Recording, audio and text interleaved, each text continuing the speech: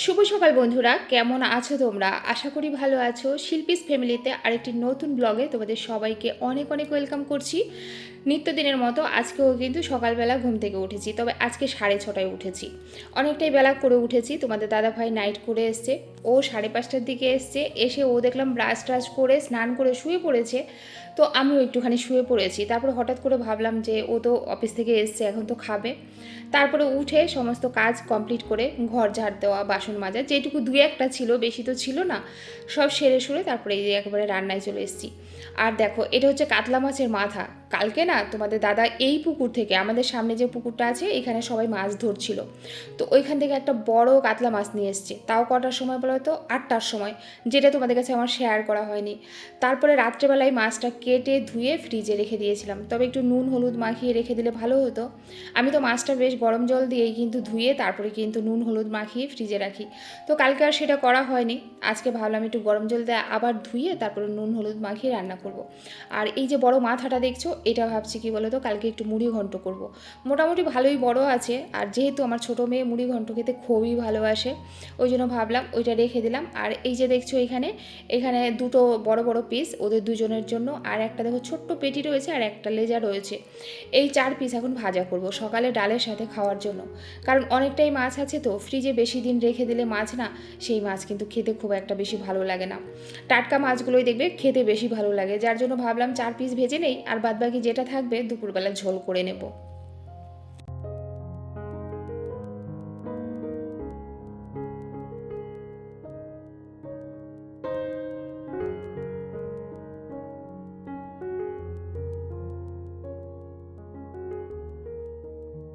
তোমরা কি করে মাছ ভাজো আমি জানি না। আমি কিন্তু আমার এইখানে কিন্তু আমার শাশুড়ি মাকে দেখতাম মাছ শুধু নুন হলুদ দিয়ে ভাজতে, কিন্তু আমার মাকে দেখেছি শুকনা লঙ্কার গুঁড়ো, তারপরে হলুদের গুঁড়ো, তারপরে সব কিছু দিয়ে তারপরে মাছ ভাজে। এই মাছ ভাজাটা কিন্তু খেতে দুর্দান্ত হয়। আর আজকের ডালটা না এক ফোড়নে করেছি, মানে দুবার ফোড়ন দিইনি, একবারে ফোড়ন দিয়ে বসিয়ে দিয়েছি। একটু কি বলো তো, গা মাখা টাইপের করেছি। তার আরেকটা রিজন রয়েছে, রাত্রে যেহেতু গৌতম আবারও নাইট যাবে, তো ভাবলাম ডালটা দিয়ে রুটি খেতে পারবে। গৌতম আবার গাঢ় গাঢ় ডাল হলে সেটা দিয়ে রুটি খেতে খুব ভালোবাসে। যাই হোক, মোটামুটি আমার সকালে রান্না কমপ্লিট। এখন মেয়েকে খেতে দিয়ে দেবো। আর আজকে শুধুমাত্র মাছ ভাজা ডালই করেছি, আর সঙ্গে আছে কাঁচা পেঁয়াজ কাঁচা লঙ্কা। বাদবাকি আর কিছুই করিনি। তারপরে ওদের খাবার দাবার দিয়ে আমিও একটু ভাত খেয়ে একদম চলে এসেছি রান্নায়। আর এখানে দেখো একটু মশলা করে নিচ্ছি, কারণ আলু দিয়ে আজকে মাছের ঝোলটা করব।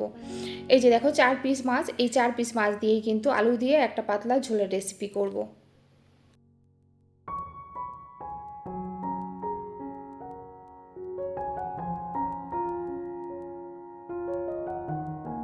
দীর্ঘ 7 থেকে 8 মাস পরে আমি ব্লগিং দিতে শুরু করেছি, আর এই 8 মাস পরে ব্লগিং দিয়ে তোমাদের কাছ থেকে এতটা ভালোবাসা পাবো সত্যি আমি সেটা আশা করিনি।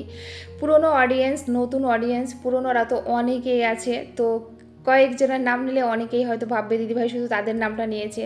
তো এখানে অনেকেই আছে আমার পুরনো অডিয়েন্স, যারা সত্যি আমার ব্লগ একটা সময় দেখতে খুবই ভালোবাসতো, বর্তমানেও খুব ভালোবাসা দিচ্ছে। আর তোমরা অনেকেই প্রশ্ন করছো যে বড় মেয়ে কোথায়। তোমরা তো একটা জিনিস দেখেছো আগেও, ও খুব একটা ক্যামেরায় আসতে চায় না।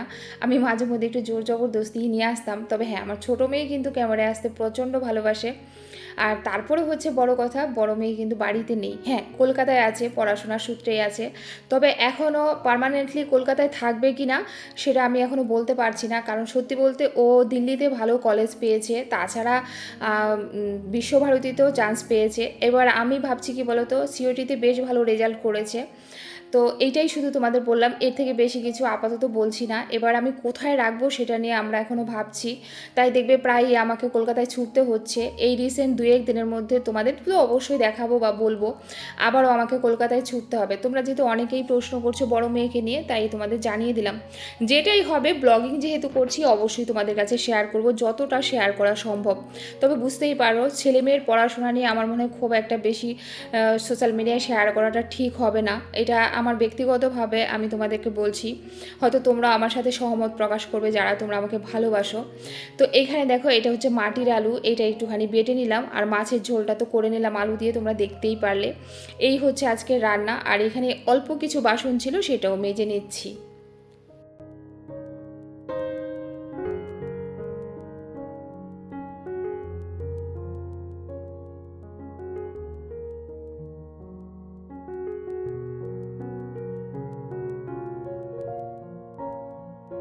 আমাকে কিন্তু এখন তোমাদের দাদাভাই সবসময় বলে যে তুমি একটা কাজের লোক নিয়ে নাও। আমি ওইটা ভাবছি খুব তাড়াতাড়ি, আর কিছু নাও হোক অন্তত ঘর মোছার জন্য একটা কাজের লোক আমি নিয়ে নেব।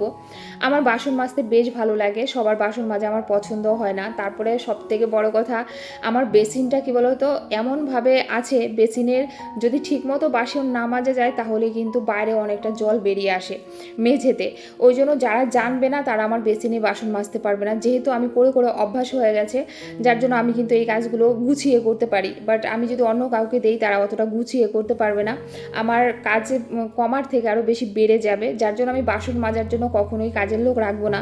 তবে হ্যাঁ, একটা জিনিস ভাবছি কি বলতো, কারণ 2 তলা 1 তলা সমস্তটা পরিষ্কার করা একার দ্বারা সম্ভব হচ্ছে না, তাই ভাবছি খুব তাড়াতাড়ি একটা অন্তত ঘর মোছার জন্য একটা লোক রেখে দেবো, নয়তো আমার একটু চাপ হয়ে যাচ্ছে। যাই হোক, বাসন মাজার পরে তারপরে যে দেখো গ্যাসটাও মুছে নিচ্ছি।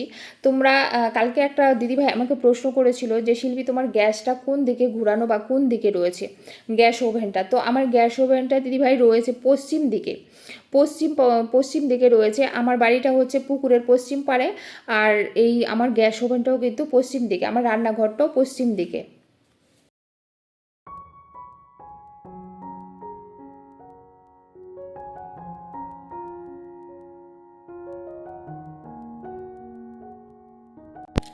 রান্না করার পরে রান্নাঘরের মেঝেটা না আমার না একটু না মুছলে ভালো লাগে না, তবে ঘর মুছতে হবে, ঘর না মুছলে হবে না। ঘর মোছাটা না এখন একটা হেডেক হয়ে যাচ্ছে। দোতলাটা আমি রোজ মুছতে পারছি না, কোনো দিন হয়তো উপরের দোতলার সিঁড়িটা মুছছি, কোনো দিন হয়তো দোতলা মুছছি, কোনো দিন হয়তো নিচতলা তো রোজই মুছতে হয়, কিন্তু দোতলাটা না রোজ রোজ মোছা হয় না। আর এই যে বাথরুমটা তোমরা দেখতে পাচ্ছ দোতলা, এটা তো ব্যবহার করি না তোমরা জানো, কিন্তু বিশ্বাস করো আমি এই রিসেন্ট হচ্ছে 2 সপ্তাহ থেকে বাথরুমটা পরিষ্কার করি না। তোমাদের জাস্ট কাছের থেকে দেখাবো যেটা কত নোংরা হয়েছে। তোমাদের আগেও বলেছি যে এই জায়গাটা আমার একদমই ভালো লাগে না। দুনিয়ার কলকারখানা মানে চারিদিকে হয়ে গেছে, আর এগুলো যত মানে কালো ধোঁয়া সব মানুষের ঘর দুয়ার সব নষ্ট করে দিচ্ছে। কোনো একটা বাড়ি করলাম, সেটা যদি পরিষ্কার পরিচ্ছন্ন না রাখা যায় শুধু এই কলকারখানার জন্য, তারপরে সত্যিই সেটা খুব খারাপ লাগে। আমার তো মনে হয় আমি এখান থেকে অন্য কোথাও পালিয়ে যাই।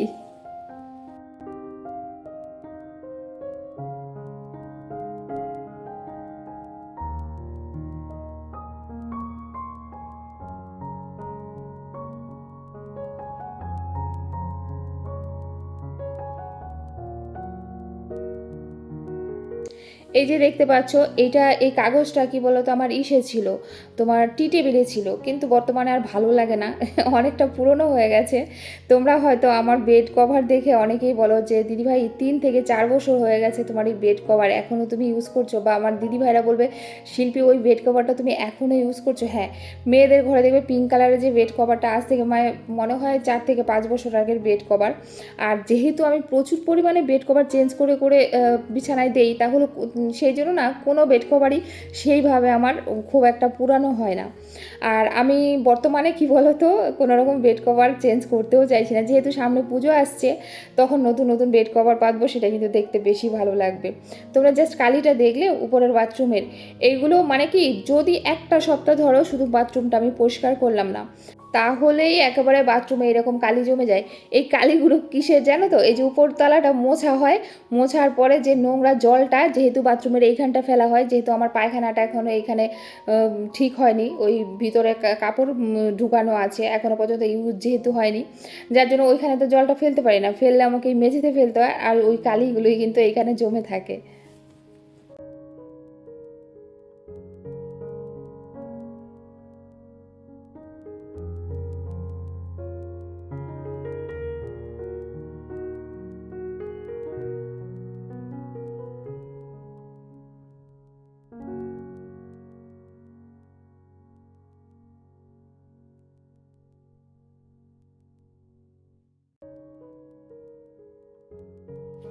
এই সিঁড়িটা দেখছো, এই সিঁড়িটা কিন্তু আমি মনে হয় 15 দিন পর পরে মুছি, 15 দিন পর পরে এই সিঁড়িটা মুছি। আমি তোমাদের কাছে একটুও বলবো না যে আমি রোজ মুছি, সত্যি বলছি আমি পারি না, কারণ আমার মোছাটা না একটা হেডেক হয়ে যাচ্ছে, এত মুছে আমি পরিষ্কার করে রাখতে পারছি না।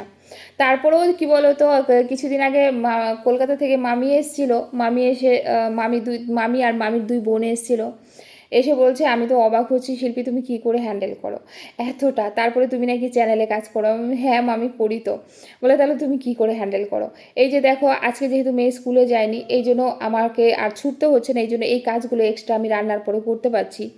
কিন্তু এই কাজগুলো আমি করতে পারবো না হয়তো আগামীকাল। কেন বলো তো? কালকে যেহেতু আমি মেয়েকে আনতে যাব, কারণ তোমাদের দাদাভাই বলেই দিয়েছে যে কালকে কিন্তু তুমি মেয়েকে আনতে যাবে। তা আজকের দিনটা মেয়ে স্কুলে যায়নি বলে আমাকে সেটা করতে হচ্ছে না, কিন্তু কালকে কিন্তু আমাকে যেতে হবে।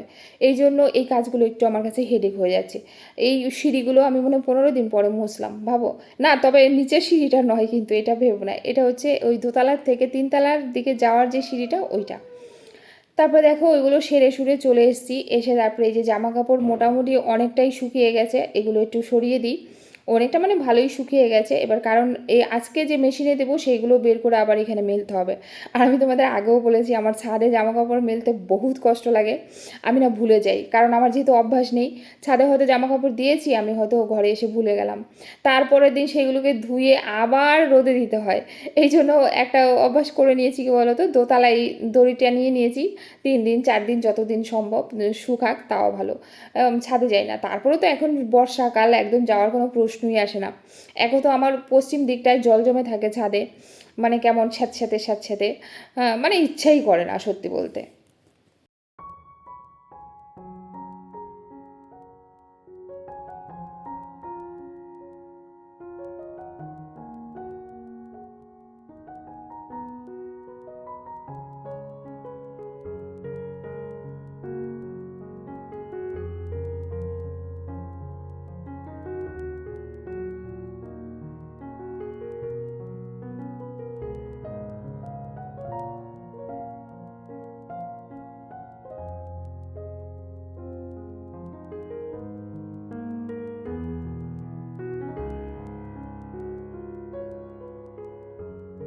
সিঁড়িটা মুছেছি, আজকে আর পারলাম না মুছতে, খালি এই জায়গাটা মুছছি, তার কারণ হচ্ছে এই জায়গাটা যেহেতু একটু আগে বাথরুমটা পরিষ্কার করা হয়েছে, তো জলগুলো ছিল আর ওই জলের মধ্যে না নোংরাগুলো চিপকে গেছে।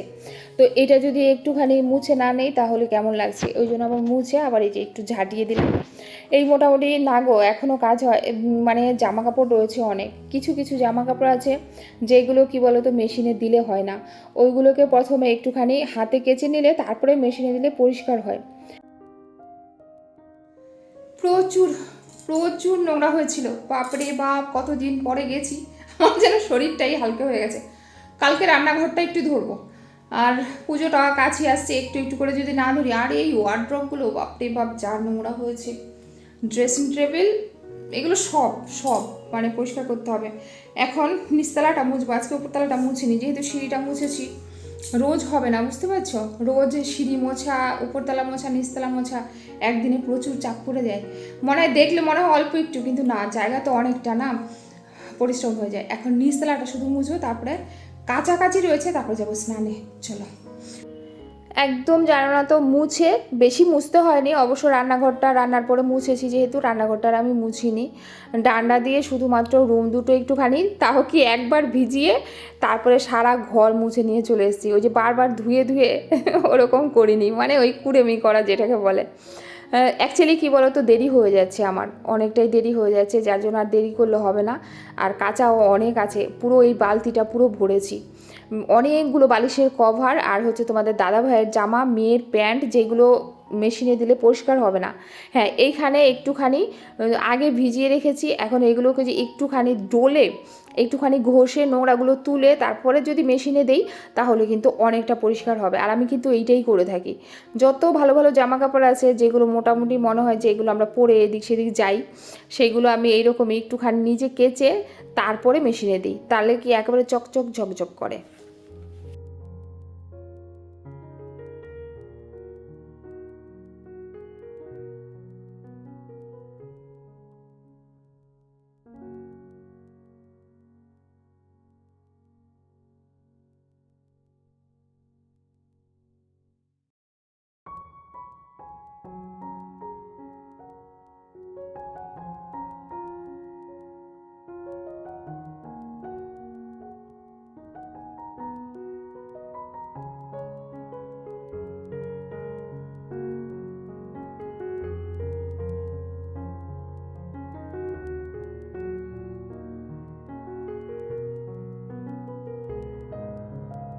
স্নান করে ঠাকুর পুজো দিয়ে একদম চলে এসেছি খাওয়ার এখানে। আর এই যে দেখো বাটাটা, যেটা বলেছিলাম তোমাদের মাটির ওল, যেটা এটা বেটেছি, একটুখানি রসুন, একটুখানি পেঁয়াজ, একটুখানি শুকনো লঙ্কা দিয়ে বেটেছি। কি যে ভালো হয়েছে খেতে। ওই যে আমি তোমাদের বললাম না, রোজই দেখবে কিছু না কিছু বাটা, কিছু না কিছু সেদ্ধ, কারণ এই জিনিসগুলো আমরা যদি খাবার প্রথমের দিকে একটু না খেয়ে নিই তাহলে ভালো লাগে না। তোমাদের দাদাভাই খেয়ে অলরেডি উঠে গেছে, মেয়ে খাচ্ছে, আর আমি মেয়ের পাশে আমিও বসে গেছি। তো খাওয়া দাওয়া করবো, খাওয়া দাওয়া করে তারপরে একটুখানি রেস্ট নেব। তারপরে তো অনেক কাজ রয়েছে জানো তো, মানে ওই যে বলে না, কাজ কিন্তু শেষ হয় না। আমাকে কালকে একটা দিদিভাই বলছে যে শিল্পী ভিডিওটা খুব ভালো হয়েছে, যদি আরেকটু কাজকর্ম দেখাতে ভালো লাগতো। তো বলি কি দিদিভাই, আমি যেই কাজগুলো নিত্যদিন করি ওইগুলো যদি আমি দেখাই তাহলে একটা ভিডিও 25-30 মিনিট হয়ে যাবে, আর তোমাদের দেখতে ভালো লাগবে না, তোমরা বোর হয়ে যাবে। যেমন আজকের ভিডিওটা আমার মনে হচ্ছে কেন জানি আমি করার সময় যে হয়তো বা এডিট করতে করতে 20 মিনিটের উপরে তো হবেই। তো এত বড় ভিডিও নিশ্চয়ই তোমাদের ভালো লাগবে না দেখতে। তারপরে এই যে দেখো, তাও তোমরা যদি দেখতে চাও কমেন্ট করে, অবশ্যই আমি চেষ্টা করব দিতে। তারপরে এই যে খাওয়া দাওয়ার পরে যেই বাসনগুলো বেরিয়েছিল ভাবলাম একবারে মেজে তারপরে ঘরে যাই। এগুলো মেজে না গেলে কি বলো তো, পরে আর ইচ্ছা করে না সন্ধেবেলা। তারপর আবার রাত্রে যাবে তোমাদের দাদা নাইট, তারপর আবার রাত্রে রান্না রয়েছে। রান্না বলতে রুটি তো করতে হবে, এবার রুটির সাথে কি করে দেখি কি খায়। রোজ তো আর এক ধরনের দিলে হয় না, একটু পাল্টে পাল্টে দিতে হয়। যাই হোক, খাওয়া দাওয়ার পরে এই যে বাসনগুলো মেজে নিচ্ছি, তারপরে গিয়ে একটু বসবো। বসেও কাজ আছে, ভিডিও এডিটের কাজ আছে, ফেসবুকে ভিডিও ছাড়ার ব্যাপার রয়েছে, আবার মাঝে মাঝে একটু রিলস করি, তোমরা তো সেটা দেখেছো আমার কন্ট্রোভার্সি চ্যানেলে। তো এই সব মিলিয়ে চলছে আর কি, চলবে আর কি।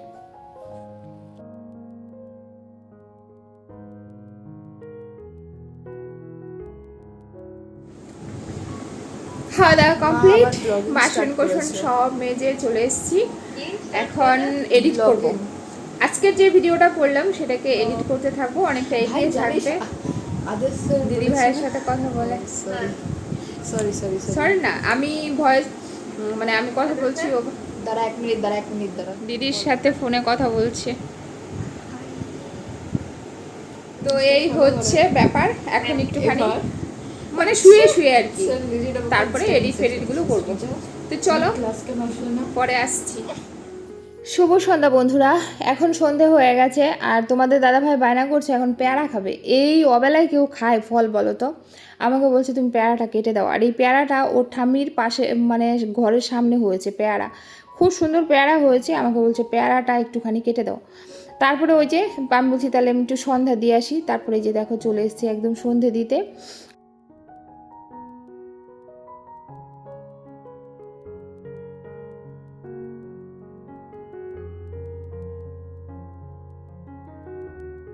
প্রচুর পেয়ারা হয়েছে শাশুড়ি মায়ের গাছে, দেখো পেয়ারাগুলো কি সুন্দর।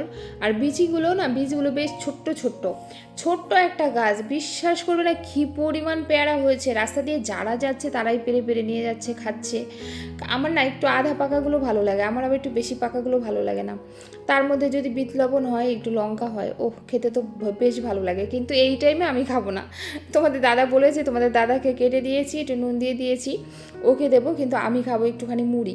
এই যে এটুকু মুড়ি নিয়েছি, মুড়ির তার সাথে কি বলতো একটু চানাচুর নেব। আর এই চানাচুরটা হচ্ছে চাকদার চানাচুর। এই চানাচুরটা একটু ঝাল মিষ্টি টক এরকম টাইপের, কিন্তু এই যে মিষ্টি হালকা যেহেতু আছে সেই জন্য তোমাদের দাদাভাই খাবে না। আমি বললাম একটুখানি খেয়ে দেখো। তারপরে বলার পরে অনেকক্ষণ পরে জবরদস্তি করে যখন বলেছি, তারপরে দেখলাম একটুখানি মানে 2 মুঠ খেয়েছে, খুব বেশি একটা খায়নি। তারপরে ও পেয়ারাটা অর্ধেকটা খেয়ে রেখে দিয়েছে। আমি বলছি তাহলে পেয়ারাটা গোটাটা খাওনি কেন? বলে না গো, অবেলায় খাওয়া যাবে না। আমি বলছি ফার্স্টেই তো তোমাকে বললাম যে এই টাইমে পেয়ারা তুমি খেও না, এই অবসর টাইমে আবার না দিলে হয়তো রাগারাগি করবে, বাধ্যতামূলক এবার দিতে হয়েছে আমাকে, কিন্তু খাওয়া যায় বলো তো? তারপরে জানো না তো, ওই পেয়ারা তো 2 পিস খেয়ে পুরোটাই রেখে দিয়েছে। আর পেয়ারাটা না ফেললে আমার খুব খারাপ লাগে, কারণ পেয়ারা আমি খেতে খুবই ভালোবাসি। কাসুন্দি টাসুন্দি দিয়ে মেখে দিলে তো আমার খুবই ভালো লাগে। তোমাদের দাদাভাই একটুখানি খেয়েছে, সেটাই তোমাদের ইশারা করে দেখাচ্ছি। মানে 1 মুঠ খেয়েছে, বলছে আমি খাবো না মিষ্টি, আমি খাবো না। তারপরে দেখো একদম রাত্রেবেলা ডিনারের রেডি করতে চলে এসেছি। আর আজকে ডিনার হবে হচ্ছে রুটি, একদম পাতলা পাতলা রুটি হবে, তার সাথে হবে আলু ভাজা। আলু ভাজা আজকে বেশ পেঁয়াজ দিয়ে করব। যেই আলু ভাজা দিয়ে রুটিটা খাওয়া হয়, সেই আলু ভাজাটা একটুখানি পেঁয়াজ দিলে আমার ভালো লাগে। কিন্তু আমার দুই মেয়েই খেতে চায় না পেঁয়াজ দিলে আলু ভাজা। আমার আর গৌতমের বেশ ভালোই লাগে, আমার তো ভাত মেখে খেতেও ভালো লাগে পেঁয়াজ দিলে পরে, কিন্তু ওই যে আমার দুই মেয়ে বলে কেমন কেমন গন্ধ ছাড়ছে, খাবেই না, বলে না আলু ভাজা পেঁয়াজ দিবে না, আলু ভাজা পেঁয়াজ দেবে। ওদের হচ্ছে আলু ভাজা মানেই শক্ত মরমরে কুড়মুড়ে হবে, সেটা ওরা খেতে ভালোবাসে।